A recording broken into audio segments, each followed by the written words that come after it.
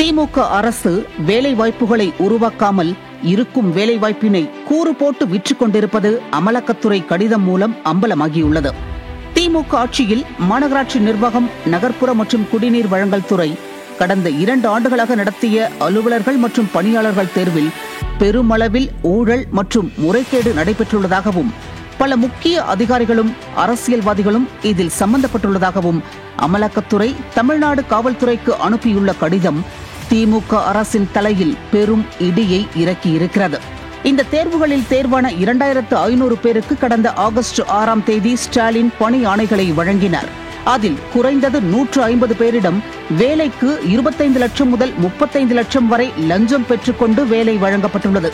இந்த லஞ்சம் ரொக்கமாக பெறப்பட்டு ஹவாலா பணமாக மாற்றப்பட்டுள்ளது. அவை பல்வேறு நிறுவனங்கள் வழியாக பலரின் வங்கிக் கணக்கில் சட்டப்பூர்வமாக செலுத்தப்பட்டுள்ளதாக இடி தெரிவித்திருக்கிறது.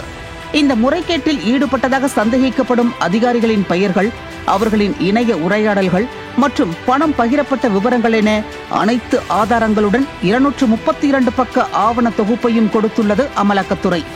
நகராட்சித்துறை அமைச்சர் KN நேருவின் சகோதரர் ரவிச்சந்திரனுடன் தொடர்புடைய ட்ரூ வேல்யூ ஹோம்ஸ் தொடர்பான பண மோசடி வழக்கு குறித்து விசாரித்த போது திமுக ஆட்சியில் வேலை வாய்ப்பில் நடக்கும் தில்லாலங்கடி வேலைகள் வெளிச்சத்திற்கு வந்துள்ளது.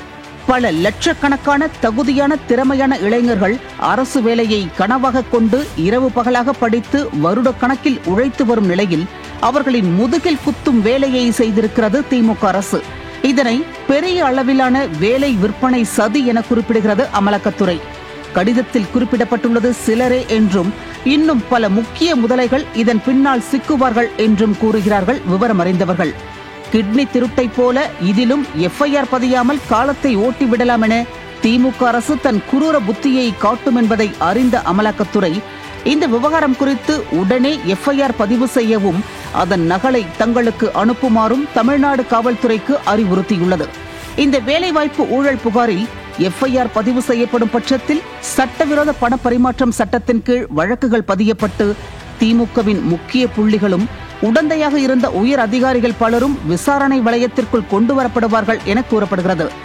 இடியின் கடிதத்தால் ஆட்டம் கண்டுள்ள ஸ்டாலின் அரசு இந்த செய்தியை மக்களிடமிருந்து மடைமாற்ற என்னென்ன நாடகங்களை அரங்கேற்ற இருக்கிறதோ மக்களுக்கே வெளிச்சம்.